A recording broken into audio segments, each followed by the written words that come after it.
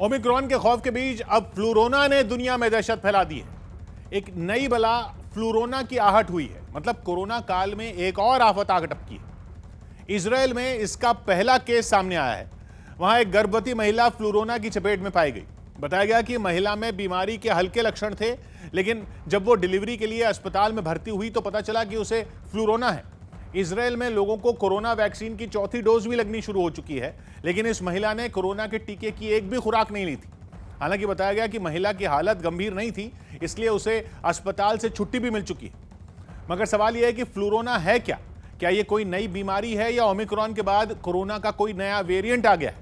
तो राहत की बात इस बस इतनी है कि फ्लूरोना न तो कोई नया वायरस है, न ही ये डेल्टा और ओमिक्रॉन जैसा कोरोना का कोई नया वेरिएंट है। फ्लूरोना का मतलब है फ्लू, यानी इन्फ्लुएंजा और कोरोना का डबल इन्फेक्शन।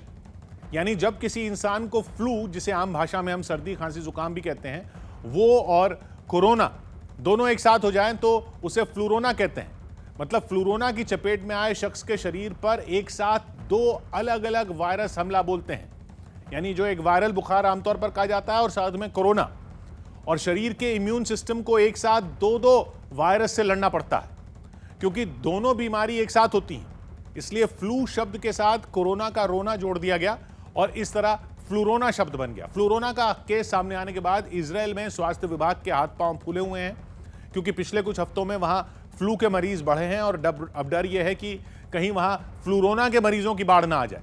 इसी वजह से इजराइल में डॉक्टर फ्लूरोना पर स्टडी में जुट गए हैं। यह देखा जा रहा है कि इजराइल में जिन लोगों को फ्लू है, कहीं उसके साथ ही वो कोरोना की चपेट में भी तो नहीं है, और अगर हैं तो क्या फ्लूरोना लोगों को गंभीर रूप से बीमार करता है? असल में फ्लूरोना की पहचान थोड़ी मुश्किल है, क्योंकि फ्लू और कोरोना दोनों के कई लक्षण मिलते जुलते होते हैं। दोनों ही वायरस इंसान के रेस्पिरेटरी सिस्टम पर धावा बोलते हैं, यानी इंसान की नाक, गले और फेफड़ों पर कहर डालते हैं और फैलते भी तेजी से।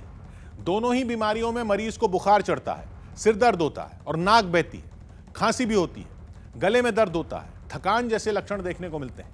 लक्षणों के एक जैसा होने की वजह से ही फ्लूरोना बेहद खतरनाक हो सकता है, क्योंकि लक्षणों को देखकर यह फर्क कर पाना मुश्किल हो जाता है कि मरीज को फ्लू है, कोरोना है या फिर दोनों।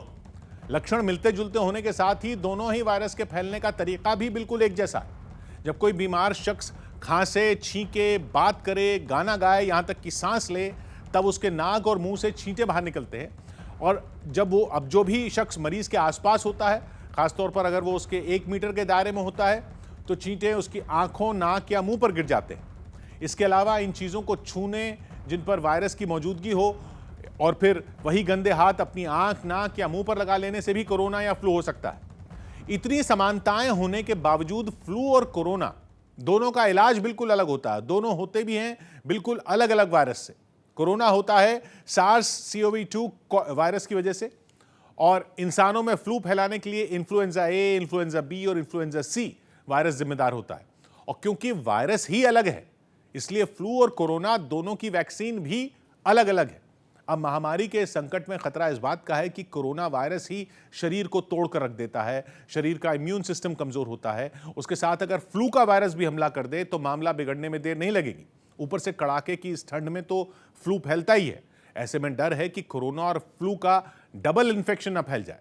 पिछली बार भी सर्दियां आते ही डॉक्टरों को वायरस के इस डबल अटैक का डर था, लेकिन तब इसके मामले सामने नहीं आए थे।